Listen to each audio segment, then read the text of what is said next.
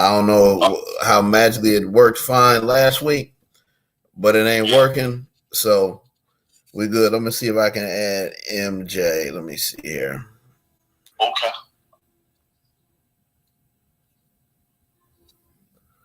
Yes. Did you catch any of that ESPN Plus card yesterday or no? I didn't know, to be honest. But I seen the highlights. You're talking the Navarte. Yeah. Right? Oh yeah. I wonder who they're going to get for that. Like I wonder who they're going to get to. I wonder if they're trying to set him up to go up against Secure Stevenson, or what's going on. Yeah. With that, because I mean, they seem to want to do something with him. I mean, he's won 3 titles now at 3 different weight divisions. So I wonder how they're going to move him or what they're trying to do with him. He sells out there in Arizona all the time. Does he really? Yep. All right, let me see if I can add a call, brother. Crowd, actually, yeah, you're right. Yeah. But I don't know, against Shakur Stevenson, man, I think Shakur Stevenson will dice him up. Yeah, he will. He will. He'll dice them up. Shakur is I think right now the best talent, man. Yeah.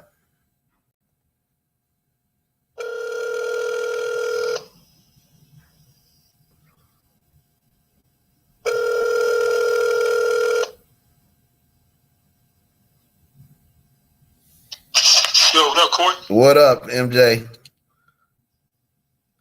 All right. MJ, you can hear me? Yeah, I can hear you good. Can you hear me? Yep. Ali, you can hear me? Yeah, I can hear you good. All right. All right, we're going to go live. I don't know what happened with the live stream. I don't know if it's haters out there or whatever goofy stuff is going on. But we live, man. We talking boxing. And I got my man, my co-host Ali. Y'all remember him from last week. It's my brother right there. And then I got my man MJ representing Baltimore. Fellas, how y'all doing this morning? Doing good, doing good. How you guys doing? Doing lovely. Peace, Ali. Peace, MJ. How you doing, bro? Hey, man, it's all lovely, man. Another day above dirt is a good day. Right. Yeah, you ain't lied about that. Now, fellas, I want to talk about these. Actually, I want to go over the yard recap. And I'm going to start with MJ, and then Ali, I'm going to hand it off to you, and then I'll finish with it. So, MJ, you go ahead and let me know what you think about the situation with Yard last week. Yeah, like as we had discussed previously, Yard, he actually comported himself very well, I thought, in this fight. Like, if you look at the first round, the first round was very telling because he was able to land some very clean shots on Beterbiev, and he, for some reason, it didn't appear that he was sitting down on his punches. He was slapping a lot, and to me, it looked like it diminished the effectiveness of his punches. But he was able to land some clean shots. He really, literally ran out of gas. It looked like because, like in the fourth, I think it was either the fourth or the fifth round. No, it was the fourth round. Beterbiev came on really strong, and he really landed some clean shots on Yard, and Yard started to reel a little bit. The fifth round, Yard responded. And at that point, I thought Yard was ahead. But going into the later rounds, his fatigue started to reveal itself, and he was making some serious mistakes, and ultimately he made the most critical mistake by trying to throw an uppercut from too great a distance, and which really caused him to fight. Ali, get at him, bro. Yeah, he can fight. He can definitely fight. Yard can fight, man. But as long as you're standing in his face, and you're letting him hit you, that's the only time he can do real damage. If a guy can move around a little bit and stay just outside of his range, give him some angles, that can frustrate him. He's got power, but the power where he to like, literally like load up on the punch, sit down on it to hit the guy. And he got fatigued, man. Those muscles, they suck up a lot of oxygen. They weigh a lot of oxygen from the legs, from everything. So these guys with big muscles, it's tough for them to go the full 12 rounds, to fight. And Beterbiev just did a nice job of peppering him up. He kept touching him.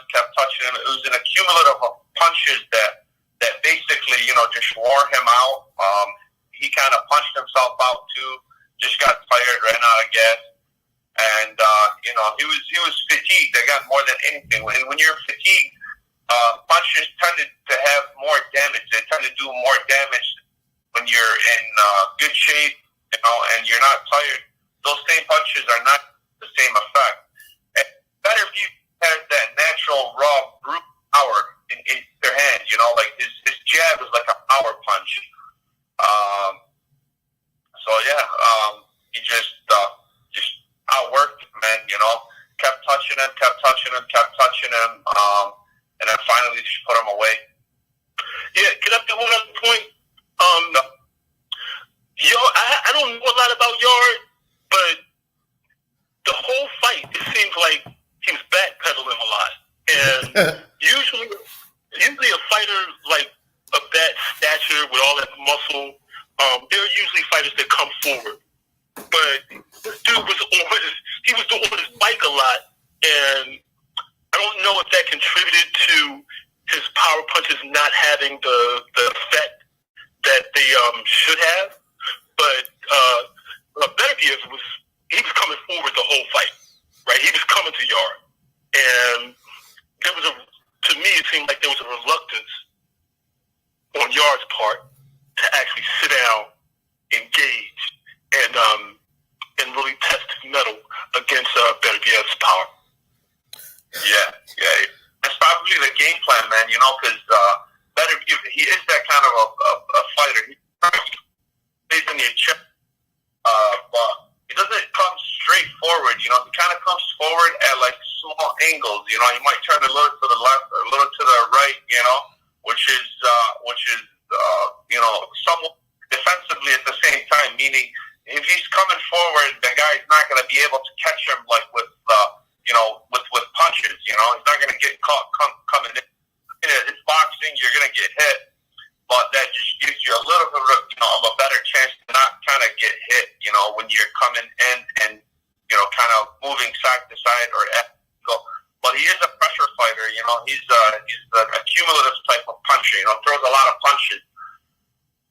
Yeah, I'd be interested to see if Beterbiev will have the same type of success against another fighter who has a similar type of style. Like I'm really interested to see him fighting somebody like Bivol. Yeah, and that's what they're saying. It looks like the happening next for both fighters is that him and Bivol are going to fight each other.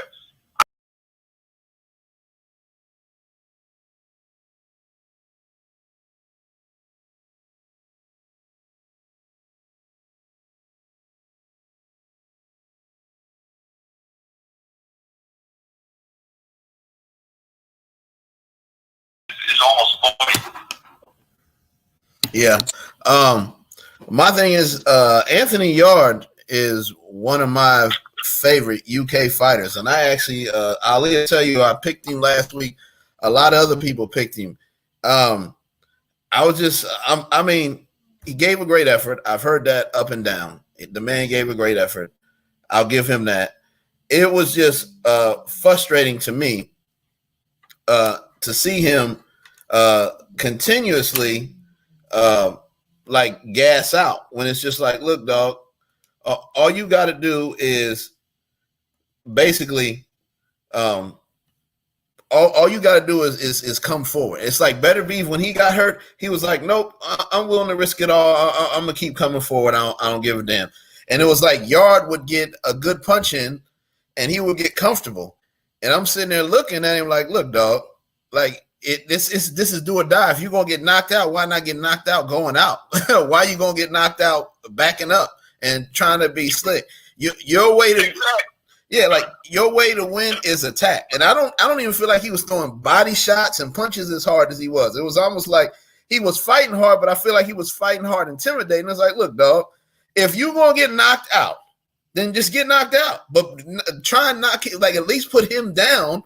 But why are you trying to get knocked out? I mean, Ali called it. He said he knew he would tire out because, you know, Ali, he makes me laugh when he makes fun of the UK fighters. They got all these muscles, but they can't do a damn thing. Yeah, what good is muscles? You ain't using it. Right. So I was just like, it was so many times and then his jab was working, and then he would go away from the jab, and I'm like, dude, why are you going away from your jab? Why are you backing up? Why are you not coming forward? And I'm just like, dude, what? Like, he made so many mistakes that even if he lost, I feel like he could have at least got a knockdown. He didn't even go for the daggone knockdown, man. Like, he just was like, all right, I got him with a good shot. I hurt him. Now I'm gonna stop. You know, when a guy like Beterbiev, remember Beterbiev is what is he, 19-0 now, and he's got 19 knockouts. So this guy's got serious power, man. You know, for his weight class, he's got very serious power. And as an amateur, this guy was fighting heavyweight, right? So this guy was even bigger. This guy he's fighting at 175, but he's got power like a heavyweight, you know, in both hands. Right. A lot of times, you know, you don't know a guy's real power until you guys are in the ring together, you know, and you feel it. You can watch tape, you can watch film all day long, but till you feel the other guy's power, once you guys get in the ring together, you know, that kind of, you know, changes the game plan, and that kind of can discourage fighters. You know, once they get touched and they feel power, you know, that can really make them think twice about doing anything in the ring. And that thought stays in the back of his mind the whole fight, you know, thinking, okay, I want to do this, but if I try to do it, he might hit me, you know, or he might catch me. And this guy's got serious power. So these guys are constantly in doubt, constantly rethinking, constantly having to reset, you know, which doesn't really allow them to perform like they should. That's a great point. That's a valid point. Every fighter, at some point, their chin's going to get checked. And if your chin ain't enough, it's going to reveal itself. No question. Yeah. Yeah, and I want to talk about now. That was a great little session, guys. I want to talk about now some of these fight purses I be seeing. And I see how some of these people be like, oh, I deserve this, I deserve that, and this or that. It was something I found last week. It was on Alexis Rocha undercard, and I seen a couple guys getting 5,000, 10,000, 20,000 per fight. And then Rocha, he got 6 figures per fight. And I think I like what Al Heyman was trying to do, and it was on NBC, CBS, and ABC, and then now it's getting overboard with the cable. But I think a lot of these fighters who get out here, the younger ones, Teofimo Lopez, Ranked Shooter is in the comments section. He said, well, who is the most technical boxer in your opinion? What do y'all think, guys? We got a question. What do y'all think? I'm gonna go off subject for a minute because we got somebody in the chat. Who do y'all think is the most technical boxer in your opinion right now? Shakur Stevenson. Who you got, MJ? You know, that's a valid answer. Technical. To me, my favorite fighter right now is Bud Crawford. But also very technical. I'll be honest. You know what, man? I'm gonna take that back. I'm gonna give it to Bud just because Bud has been tested. He's got more fights, and you know, he's proven that he can, you know, overcome these things. You know, getting hit and getting his chin checked and all that. And technically, he's for me, he's a great technician, man. In the ring, fights both ways. You know, southpaws, right-handed, anything, and keeps defense tight on both sides. Throws punches on both sides. So yeah, for me, I'm gonna actually take that back. I'm gonna say Bud Crawford. Well, I have Shakur Stevenson as number 2. Okay. Smart, man. Smart. I'm just going. My man Ranked Shooter says, I say Crawford. I'm a Canelo fan too. I said Devin Haney. I'm just going to stick with the dream right now. But I'm going to get back to the subject at hand. a lot of these fighters, they were spoiled. They didn't have to grind. And me and MJ talked about this, and me and you talked about this too, Ali. Floyd came up fighting on Budweiser stages at casinos that weren't on the Las Vegas Strip, where you fought outside in a little like garden area, and they just put a boxing ring there, and you had to work your way up to the MGM Grand. Now you see some of the even female fighters too. They say, "Oh, I want this much money. I want that much money. I deserve this. I deserve that." And in the back of my mind, I'd be sitting there saying, "Like, look, dudes, some of these Brazilian dudes, and I'm gonna change the subject, fighting the UFC for like $100 a fight. Some of these dudes come up in boxing, they taking pennies. So the problem now is we got streaming. We don't have the stuff like we had back in the day. You know, it's a lot of stuff going on, and I just feel like some of these fighters just a little babyish, and they don't know the reality of getting where they at, because you all hear them saying, "I want this purse, I want that purse," and me and MJ talk about this, and me and you too, Ali. They saw Money Mayweather. They didn't see Pretty Boy Floyd knocking people out, fighting in Grand Andal Arena back home in Grand Rapids, fighting in the lower stages. Floyd Money Mayweather came after he whooped Oscar De La Hoya. But before he beat Oscar, that wasn't it. And then I'm even talking about a guy that we all love, B-Hop. B-Hop went to jail. He had to lose to Roy Jones. He got jerked by promoters, managers, all type of bad, crazy stuff happened to him. And then B-Hop got smart, and then he started becoming B-Hop, and he started hitting people with them body shots. and he became a rich man, and he became a promoter. But can I add something to this? Go ahead. One thing that most people outside of boxing, and I don't profess to be an insider, but I've looked at the sport long enough to understand this. Boxing is one of the most corrupt sports on the planet. Oh, for sure. You have to love it. You have to love it to deal with the stuff. Like, that's what people don't understand. If to watch boxing, MJ, you got to really love it, because the BS that they do, people that get season tickets to college basketball, baseball, all these other things, they wouldn't deal with this. They were like, "I'm not going to spend my money on this no more." Well, that's by the nature of the fact of the product that you're dealing with, right? The promoters, the managers, they all know the product that they're dealing with. They know that these guys are not the most intelligent. They know that they come from really, in a lot of instances, very impoverished backgrounds. They know that there's a lot of desperation when it comes, because obviously you're in a fight. I mean, you're in a sport where you're getting hit upside the head for a living, and nobody wants to get hit upside the head, right? So you got to be really, really desperate to really get involved in a sport like boxing for the most part. Mm-hmm. Now, I'm not going to discount the fact that you have some legacy fighters who that's the family business. We understand that, but the original motivation for that family getting in that business was not because it was some sort of cushy job. This is just the easiest way that someone saw that they could come up. Mm-hmm. So when we start talking about these purses, it's a totally exploitive arrangement, right? The fighters are being exploited, but they're willing to be exploited if they can get a little, chunk of change. And that's the thing that we always have to keep in the forefront of our minds when we talk about purses. Yeah. So the thing is, boxers as like a company that's trying to go public, right, on the stock market. Okay. So as an amateur, you're kind of building a name for yourself. You're building your stock a little bit, and then once you hit the pros, it's kind of like going public. Now you're publicly traded, right?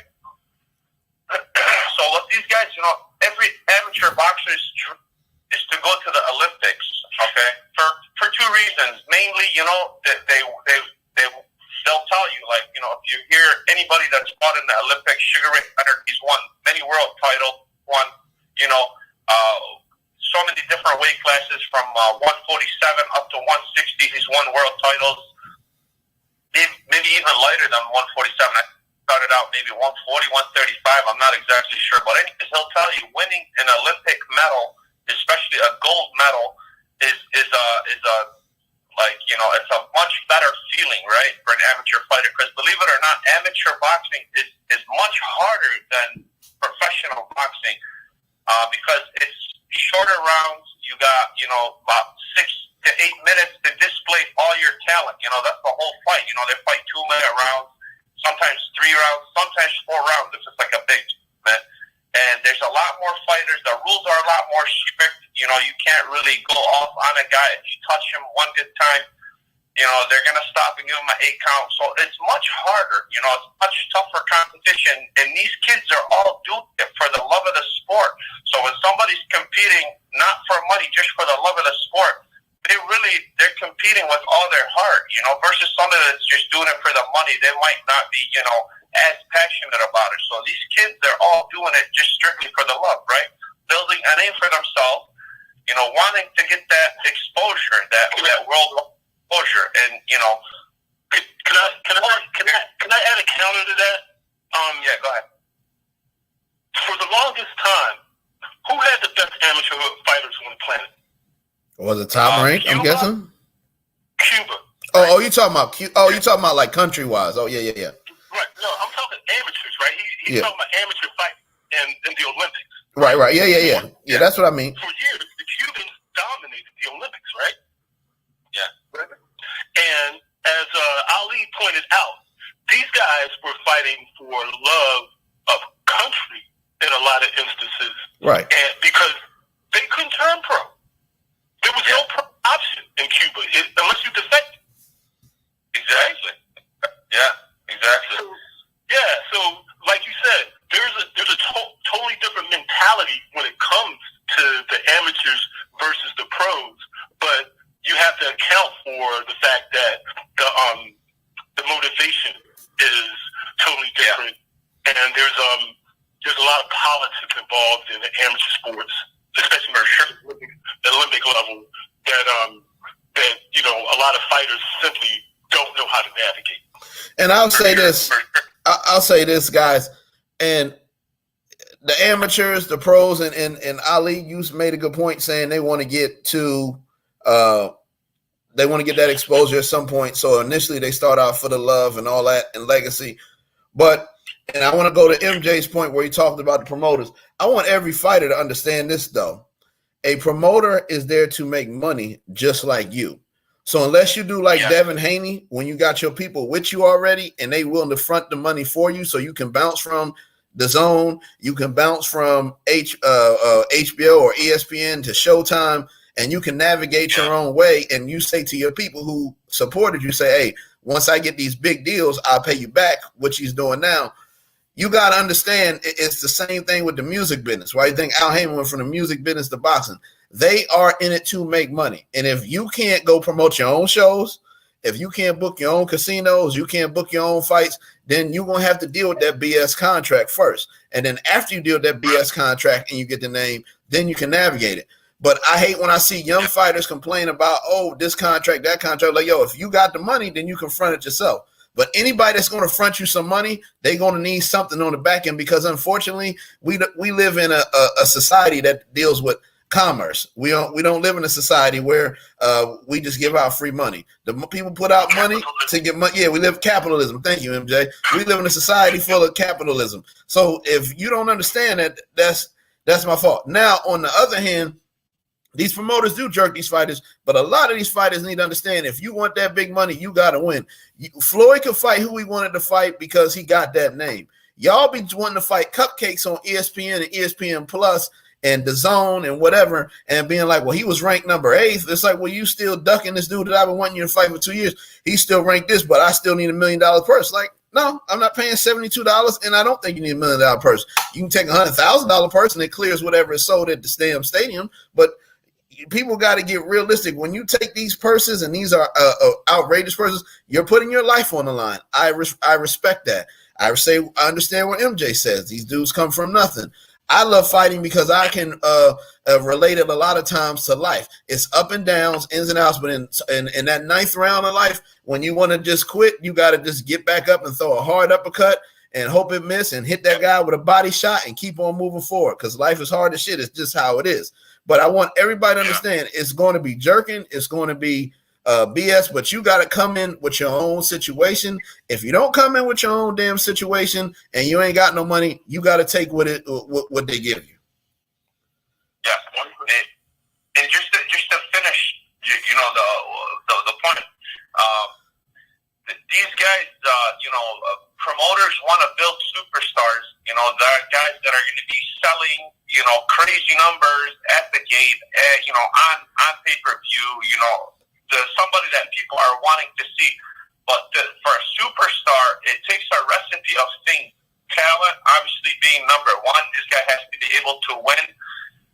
That has to be able to they got to have character too, man. You know what I mean? He's got to be a likable person, True. Likable meaning good guy. No, he can be likable as the bad guy. He can be likable as the good guy. He has to be able to act a little bit, if you want to say, to kind of put on a front, in front of the camera or just you know what I mean? And these fighters that, a lot of them don't have character. I tell you, man, they get on the microphone and they sound silly. I mean, it sounds like they're all reading off the same paper. Oh, I want to thank God, and I want to, which is good. Don't get me wrong. You got to remember. Hold on, you can't forget. Hold up, Ali. They're gonna thank God. They're gonna thank Allah. They're gonna thank Jesus. They're gonna thank Yahweh, and they're gonna thank Al Heyman. Don't forget about that. Yeah. But like you gotta have, you gotta have a little bit of character, man, for to get out here and for the average Joe to know you out here on the street, not just a diehard boxing fan. They don't know. Like right now, there's not really a name that in boxing right now, okay, that you can get out here and say, hey, like there's this person. Oh yeah, I know him. He's a fighter. Like let's say a Muhammad Ali or Mike Tyson. Right. Excellent. Yes. Excellent point. Look. What Ali is referring to, I think the word that he wants to use is charisma, right? Charisma, right? And charisma is what takes you beyond just your sport and allows you to begin to make what they call endorsement money, right? You got to market yourself. And I'll give you a perfect example. There are two fighters right now, right, who, in my opinion, have been able to come up simply off of charisma. One of them is Ryan Garcia. True. The other is what's the kid that the Tank knocked out with the hook. Who the dude who was talking all that trash? Rolly Romero, yeah. Right, yeah. Those two kids have they're probably two of the most charismatic fighters. Hold on now. Hold on, y'all. Hold on. I know both of y'all ain't forgetting about him. This is a dude, he's won titles, but he can still put butts in the seat just because of try. I know y'all ain't forgot about Agent of Problem, bro. I know you ain't forgot about him. Without a doubt. The problem is definitely one of the most charismatic young men that we've seen come along in the last generation. No question about it. Because people are going to come to see him fight just to lose. Yes. Okay,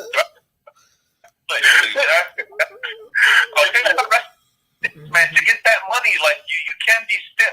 You can't be a square, man. You gotta fight. You gotta be able to fight good, and you gotta have some character, man. Going back to these old fighters, Muhammad Ali actually took public speaking classes. You know what I mean? For him to be able to get out here and talk, and to sell these fights. He took public classes, had to educate himself a little bit. Fighters need to do that. They need to understand, hey, this is a business. Let me give you some history on that. Ali took public speaking classes because this was a result of him being banished from boxing for refusing to fight the war, and he had to make a living going around giving speeches. That's why he took public speaking classes. It had nothing to do with the marketing, the promotion of boxing. He came from a different era and a different time, right? Yeah. You have to understand that his of times plays a part in why fighters move the way they move. I don't know if you guys saw the recent interview with Broner. Oh, but hey, MJ, I got a soundbite for y'all, real quick. If y'all give me a second. What's your response to that? I don't want to hear none of that shit. When you stepped up and you fought Timothy Bradley, you lost. When you stepped up and you fought Pacquiao, you lost. So shut that shit up, bitch ass nigga. So what I'm saying is this: I'm a 14. That's your boy. The problem. I just wanted everybody to hear that. Yeah, I saw that. That's what he has to Yeah. Go ahead. I just had to get that snippet in real quick. Y'all know that dude is something else, man. Yeah, did you watch that whole interview? I watched that interview. I play that song once I get the studio fixed. Like we having internet problems today, or I'd have Ali live with me like normal. But today we're just doing it through phone chat, and I'm doing live. I'm gonna have a little snippet where they got the song where it says, I beat that boy when he was talking. I'll send it to both of y'all when he beat he said I beat Pacquiao. So it's that dude is hilarious, and he might be a millionaire just off his memes in 20 years. That interview was really illuminating. If you listen to that interview, because Broner revealed a lot of information on why he moved the way he moved during his reign. And remember, Corey, we talked about how important the people around you are. Your kids. Yes, that's why I got you and Ali on this podcast with me. Not nobody, not no regular Joe. That's why I got y'all. If like Ali's he's like a brother to me. We share a lot of similarities. Me and you, we just clicked right away. You're right. You got to have a good team behind you. And speaking of that Muhammad Ali situation, Ali, in a way, kind of comes from like Muhammad. You know what I mean? Like Muhammad Ali. So he knows all about the history of him and everything. No doubt. And it's if you listen to that interview that Broner had, Broner admitted that he didn't have the right folks around him. Like he was getting bad advice. He did say that. You talking about the recent one, MJ? Yeah. Yes, he did. Yes, he did say that. That's true. He admitted it because there was no strategy involved in planning his career.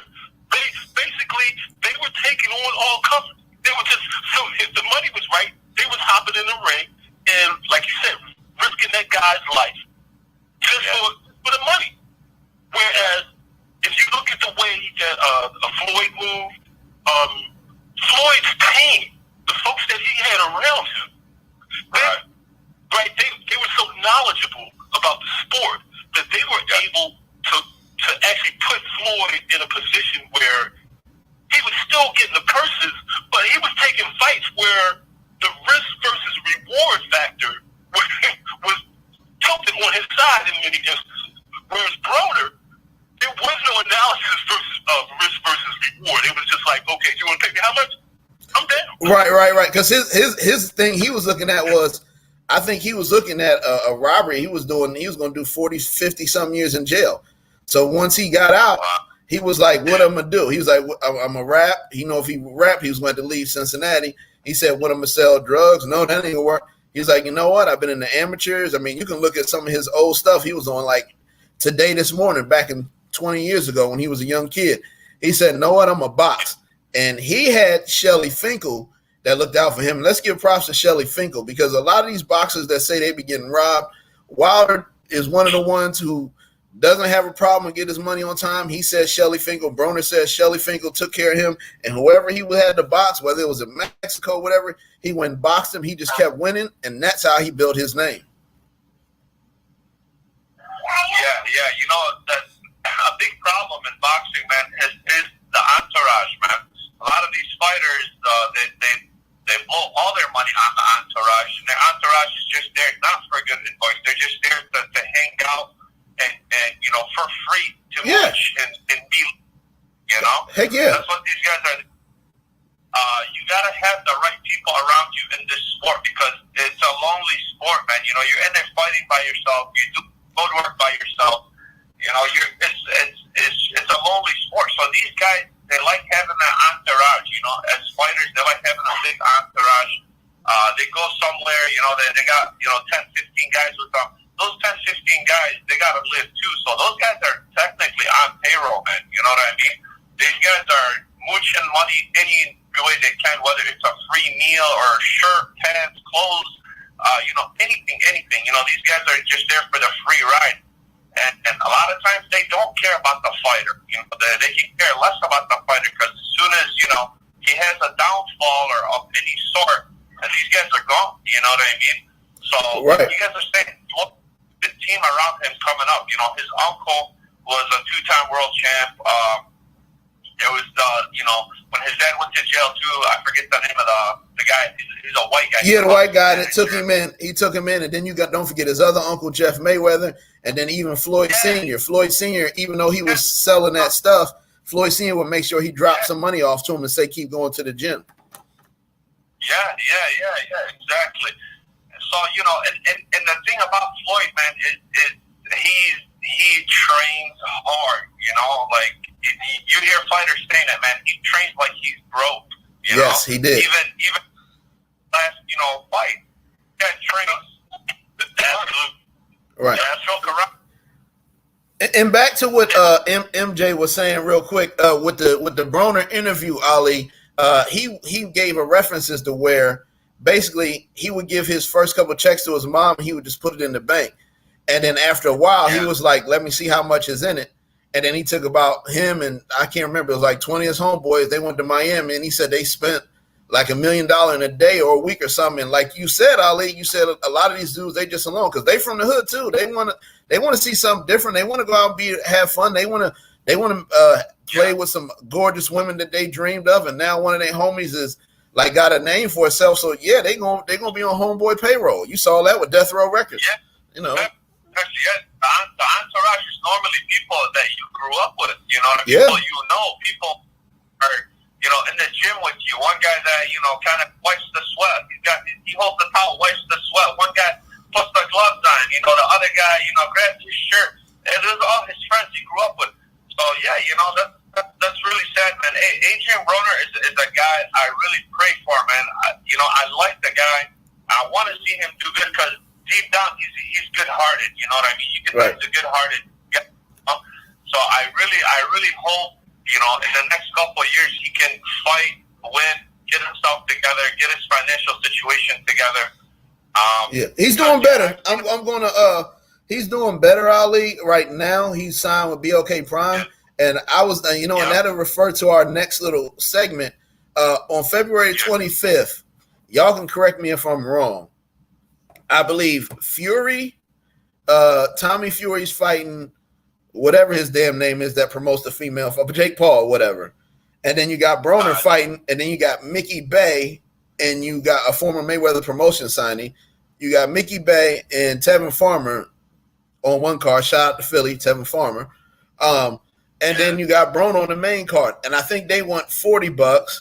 And I believe Al Heyman put on a Showtime card that night too. So on that night, I believe BLK Primes is only $40.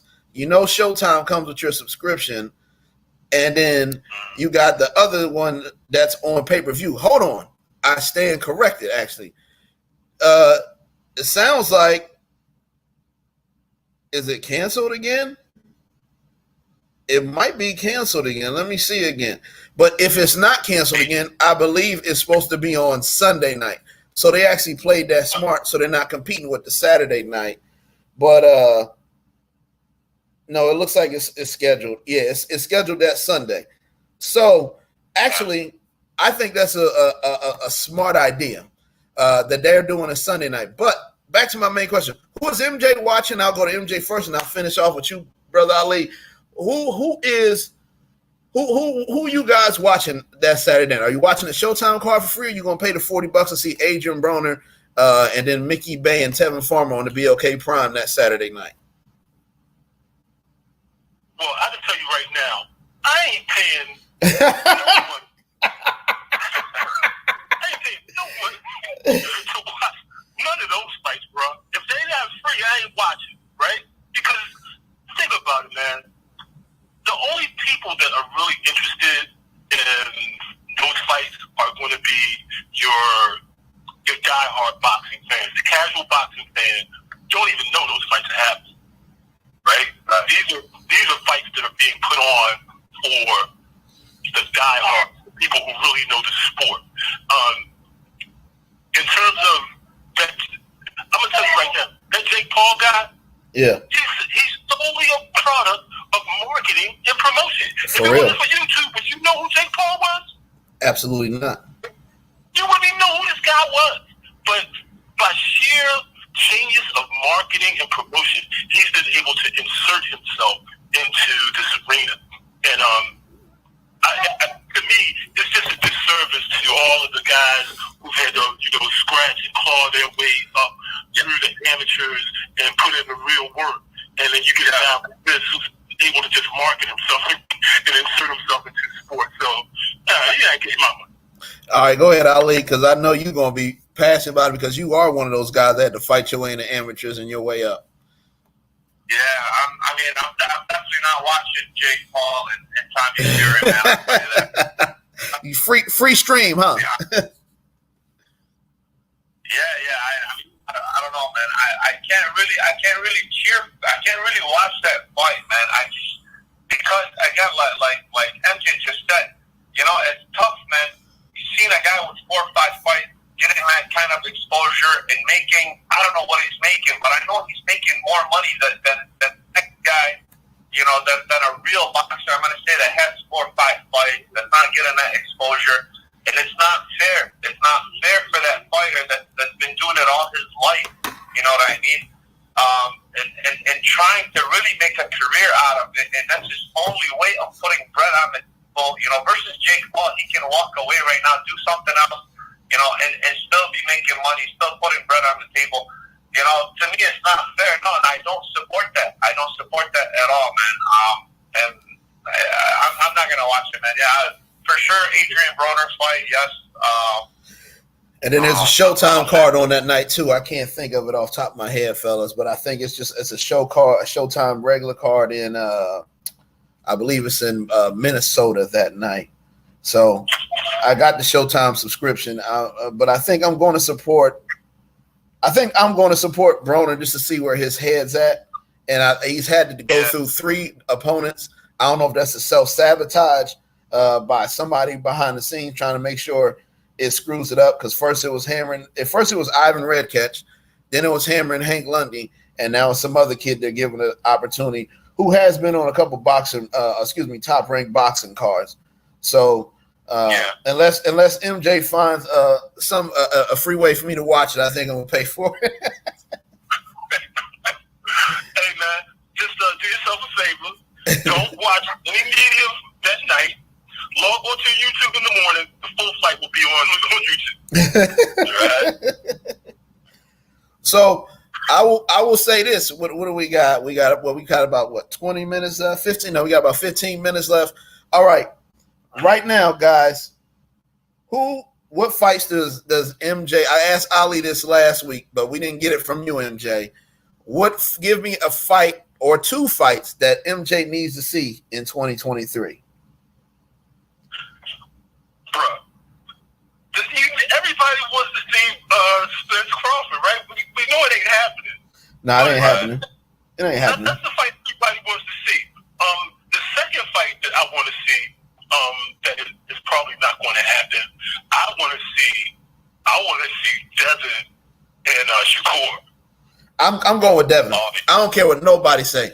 Devin spank Shakur. I don't care what nobody say. I don't care what nobody say. Devin gonna take shit. I like Shakur. I respect his grandfather, good brother. He got it. Shakur got it. But I'm going. Devin slicked in a mother. You know what though? True. Yeah. Devin slicked in a mother. What? For that, they don't want to risk their promoters or their team. They don't want to put them in that kind of a fight. This is too early for them right now. Exactly. A lot more money in the next 5 years. Oh yeah. Before they have to really fight each other. But Shakur Stevenson is not a name that gets brought up a lot by other fighters. Hey, about Gervonta, talks about Ryan Garcia, talks about Loma, and the other guys do the same, but they don't really bring up Shakur Stevenson's name, They know what kind of a threat he is, man. They don't really bring him up. But what I'm hearing is Shakur and Loma might be happening. What? Yeah. And where is that happening in the States, or will that be happening overseas, Ali? I don't know, but I just, I know they kind of, Loma he's not as promotable as he was when he came in, with that, style and that, that footwork. Yeah, that good footwork. All that. So they kind of, this promoter, Top Rank, kind of want to do like a passing of the sports kind of fight, where they just, all right, you're done, on to the next guy. Can I mention the elephant in the room? Please do. I'm just before you mention the elephant in the room, though, MJ. I'm gonna warn you. Ali is not a Canelo fan, but go ahead. The elephant in the room, and I'm glad we're on this forum where we can be candid, right? Think about it.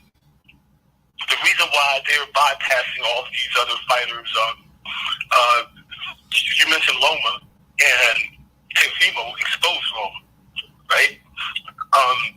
They need Euro fighters because they want to attract the casual boxing fan. They want to attract the money. And if you notice, right, the influx of all the Eastern European fighters, and Jake Paul, they have to have euros. They have to have euros for some reason.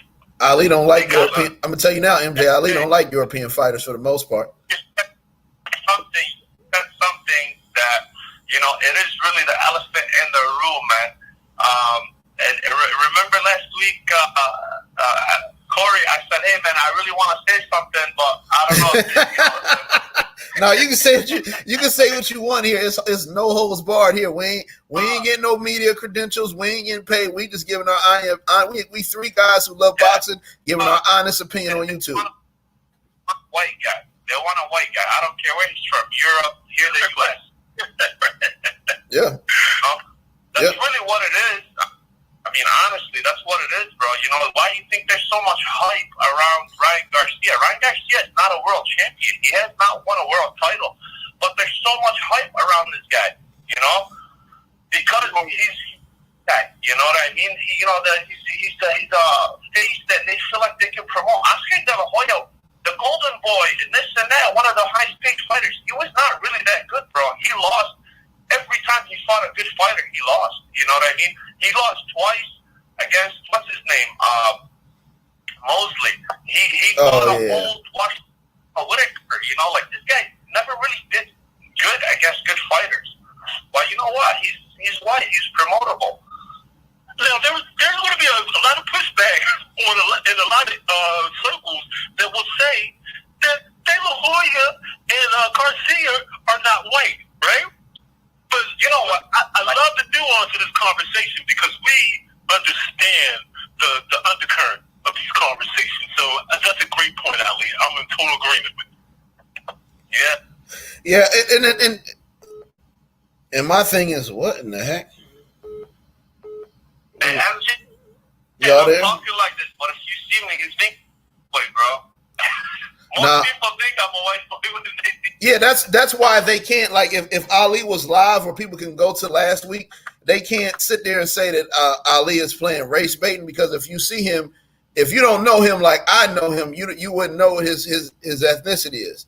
So that's why it's like you can't really, but Ali made a good point because he's just telling it like it is. So you can't say that he's playing those type of politics. I will say this though, when Lomachenko met my boy Orlando Salida from Mexico though, he whooped his ass Mexican style. I'll say that. So shout out to that's the real Mexican fighters I love. So shout out to my homeboy Orlando Salida, who let him know I'm coming with straight brute force, busting you upside your head. You ain't doing no foot movement or nothing on me. I'm running you down. Hey, you know who I don't like? That's kind of playing that victim card always right now. Caleb Plant. Okay, hold on. You just brought up a great subject that we can close out with. I talked to Ali about this last week. I feel like Caleb Plant has a shot against Benavidez. Ali thinks Benavidez, MJ, is the elephant in the room, and Canelo don't want none. None of the Charlos want none. He thinks Benavidez is that next great monster. And I'm gonna tell everybody right now, I'm paying cash money for that fight on March 25th. I don't care. We can do a post-fight show if y'all want, but I will pay for that fight. He thinks Benavidez is the monster right now. I think Caleb Plant will give him some problems. I think Canelo could give him some problems if Canelo's on his game, but Ali is not a Canelo fan, and he laughs at Canelo. He doesn't take him seriously. MJ, what do you think about Benavidez? Do you think Benavidez is the real deal Holyfield? I'm in agreement with Ali, man. I don't. Ooh, okay. Caleb Plant don't impress me, right? Caleb Plant, I know his backstory, whatever. He just don't.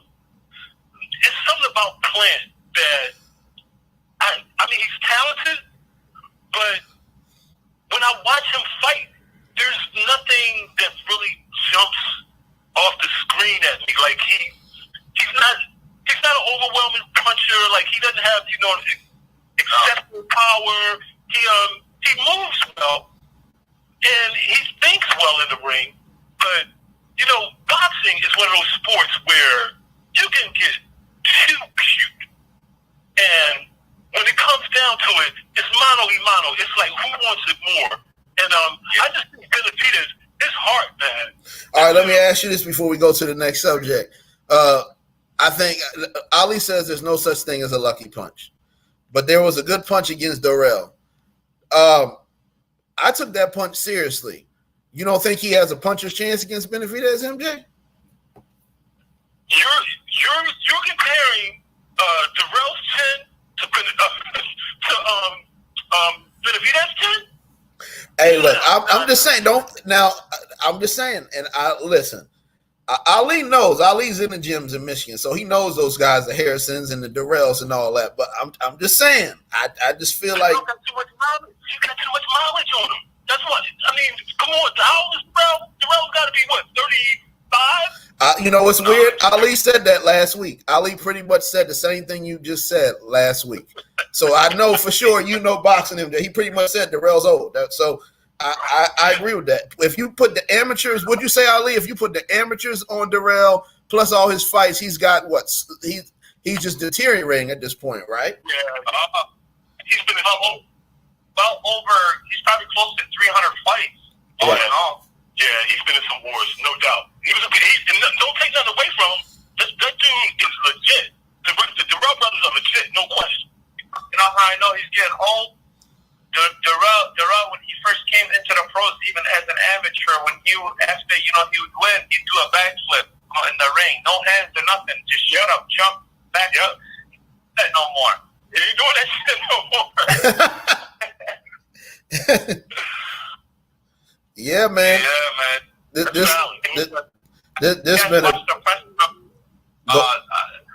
Caleb Plant was more composed, so hopefully he can Benavidez can calm himself down a little bit, man. You don't want to go in that fight with a temper or being over anxious, because you might get caught. At the end of the day, it's boxing.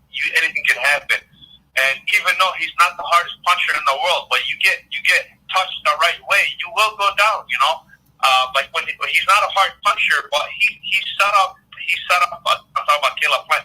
He set up Anthony Durrell pretty good. Went downstairs to the body and then came back upstairs. So he made him drop his hand, hit him clean, knocked him out. That could happen to Benavidez if he's not careful. If he's just going in there with all that emotion and all that anger, he can walk into something. But I mean, when you're angry, you can't really see. Your vision is blurred. So he needs to calm down a little bit. He's definitely a more talented fighter, but he just needs to relax a little bit so he doesn't get caught with something. Yeah. Great point. Now tonight, guys, I don't want to be biased. I catch the female boxing here and there. I'm mostly a fan of Clarissa Shields. She hails from the same state as Brother Ali does there. I had her losing to what you say? The quote. The quote, yeah. I had her losing to Savannah Marshall. I made a whole YouTube video. It probably got about 3,000 views where I apologized to Claressa Shields because she proved me wrong. And she went over to UK and she beat Savannah Marshall. And the only reason I had that notion is because Savannah Marshall beat her in the amateurs. And I also think Claressa Shields did not beat Hannah Gabriels. And anyway, shout out to her. But the point I'm trying to make, guys, is tonight you got Amanda Serrano versus Erica Cruz. And then you got Alicia Baumgardner versus some girl named Elham Makhalit. French girl. Yeah, so I don't know. I'm going to go with the favorites on this. I usually get into it. One of these chicks will fight Katie Taylor. So they got a nice little thing going there with the women's fighters. I'm going to go with Serrano, and I'm going to just go with Baumgardner. Those are the betting favorites. If you can elaborate on that first, Ali, and I'll finish with you, MJ, and let me know who you think could win these fights tonight. You know what? Yeah, I'm not really too like, I don't have too much information on women boxing, to be honest. Besides like the big names, like you say, like Claressa Shields, and Alicia Baumgardner and Amanda Serrano, we've been hearing these names a little bit now. So just because I've been basically hearing these names, they're the favorites, I'm going to go with them because I really don't know much about the other girls that they're fighting. And, in women's boxing, it just seems like, they don't have enough competition. So, a lot of times you'll see a fighter just, with less than 10 fights as the world champion and being promoted. You would think that, they've been a world champion for 50 fights, but they really got 10, 15 fights altogether just because there's not as many females competing, I think. And then you got, they fight girls with like journeyman records, basically, that are 10 and 10 or, 10 Right. and 5 and stuff like that. So, yeah, I'm just going to go with the favorite, man. Because, again, I don't know much about them. And, I feel like there's not enough females competing, maybe. So once you get a big name, they tend to stick around for a while. And, they do good. What you got, MJ? You know anything about these ladies tonight? No, I'm going to defer to you guys, man. I'm going to, profess that I do not. This may sound sexist. I do not. Well, it ain't sexist, brother. It ain't sexist, MJ, because you like Claressa Shields. Like, I just think if it's a good fighter, I'll watch her. Like Ann Wolf back in the day, she used to put them on the ass. Like, if it's a good female fighter, you know who they are. So I don't think it's sexist. I think you just not. That's a marketing thing, man. That's Right. a marketing thing. Outside of Claressa Shields, nobody in America can name another female fighter. Right. So Yeah. because I don't want somebody to label you something that you ain't. I don't think you are. I just think you just want to see a good fight. No, I just look. Like I said, I'm gonna be totally honest with you, brothers, man. Boxing is an extension of a gladiator sport, right? Right. There's no way to sugarcoat this. If I had my druthers, I don't want to see anybody get knocked up upside the head for a living. but this is the world we live in, and this is a form of human entertainment now, so we've accepted that. But I'm not going to extend that to females, man. It's just part of my makeup. I feel you. Yeah. Ain't nothing wrong with that. I can appreciate a good female athlete. That's not to say that females can't be great athletes, but I just don't want to see my sisters getting hit upside the head. And I just don't. I don't want to comment on that. All right, let's leave it at that. I think me, you, and Ali actually probably all agree on that to an extent. So I'll just leave it at that. I will say this about Katie Taylor. There was a fight versus Delphine Persoon, underrated European fighter. I think she lost that fight. They did a rematch and she lost. So there's some home cooking with the female fights too. That being said, fellas, just an amazing show. You guys have phenomenal knowledge on boxing. Very glad that y'all tapped in. I think I was going to say heavyweights real quick. do you think that they screwed the chance up? And I'll let Ali go this time, and no, I'll let MJ go first, and I'll let Ali finish up this time, and I'll say my piece real quick. Do you think they missed their chance at? And this is actually us really ending on the Spence Crawford subject. Okay, so you got Boots Ennis, and you got Crawford. He may sign with Golden Boy. He may do a 3-fight deal to fight Alexis Rocha and Virgil Ortiz. Obviously, nobody really wants to see that, but those are at least good fights.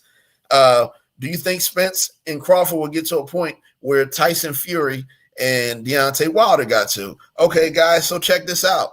In about 2018, 2019, Wilder and Joshua were both undefeated. The biggest fights there was. Joshua thought he was going to take a cupcake, and that's back in that bodybuilding shit that Ali be talking about. He went there against Andy Ruiz, who's built like my ass. Andy Ruiz know how to fight, and he knocked his ass straight out. Let you know, I don't care about all the muscles. I know how to fight. So, make a long story short, Wilder and Joshua blew a shitload of money, because right now, if that fight was to happen, it ain't going to be worth the money it was 4 years ago. Is it going to get to that point where Earl Spence and Terrence Crawford, or are they both going to stay undefeated? Yeah, excuse me.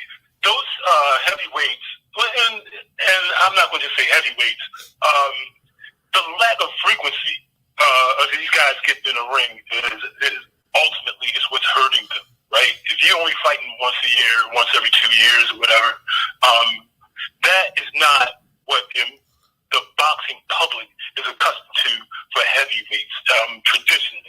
Traditionally, you look back at guys like Ali. You come forward, and even guys like I remember when James Lights Out Tony. Oh yeah, heavyweight, right? Grand Rapids, Michigan. These guys fought. They fought 2, 3, 4 times a year. You saw them. You heard about them all the time. I can't even really name like 4 top. Well, I could, but the general boxing public couldn't name 4 top heavyweight guys right now. Am I wrong? Yeah. Yeah. So to me, the heavyweight division is in serious trouble right now, and it really needs a true charismatic superstar.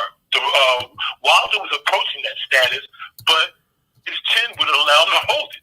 So, yeah, the glamour divisions we all know right now have got to be the welterweights, you know what I mean, the middleweights, you know, the lesser weight divisions. Yeah. Now, as far as Wilder and Joshua, I think Wilder's stock is much higher than Joshua, man. Wilder came back after the Tyson Fury fight. He fought and knocked that guy out. The white guy, Pelagius, I think his name is.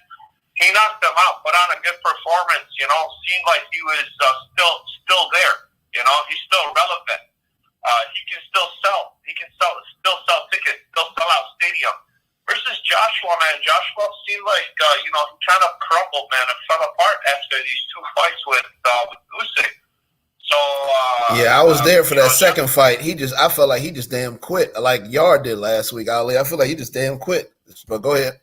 Yeah, a lot of guys do quit, man. You know, they don't really like walk out the ring or stay on their stool, but that's it. They're just so frustrated and in their own head. They don't know what else to do in the ring. They're like a deer, you know, in headlights. You know what I mean?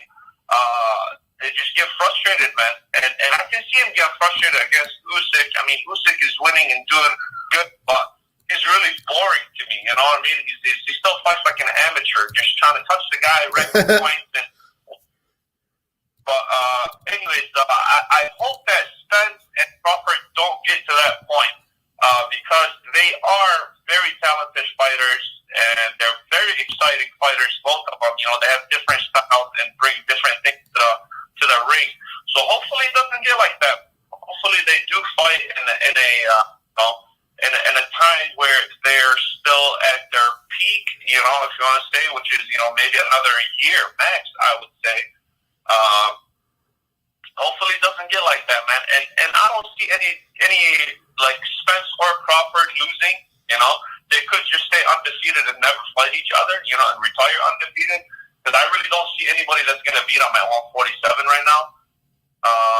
You think Boots? You think Boots don't have a chance, Ali? No, man. Boots, he does have a lot of fights, but he needs to, get that deep water experience, man. Like he fought last time, 12 rounds. He did good, but he didn't do as good as people were anticipating. You know what I mean?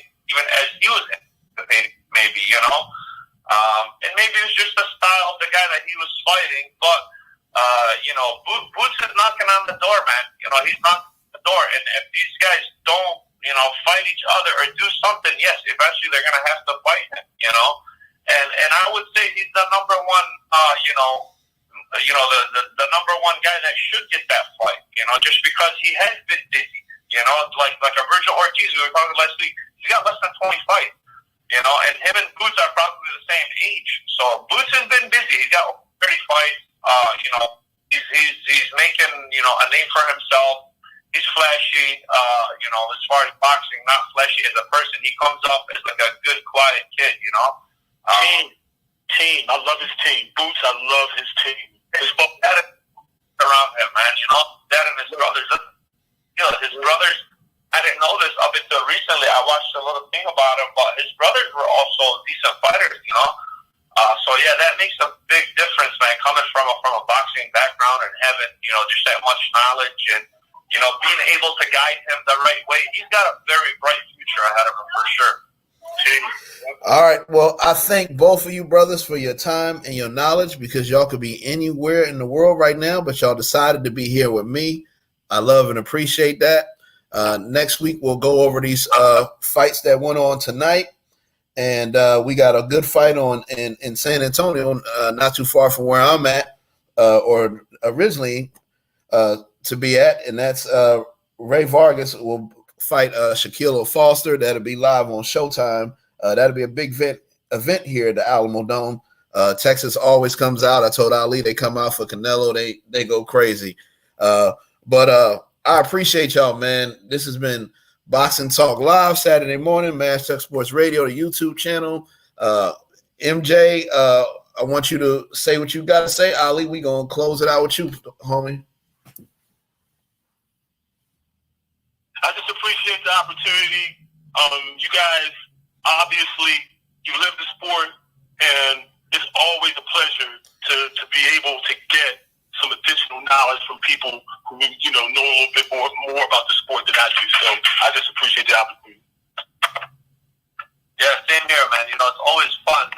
I could sit here for hours, man, and talk about boxing.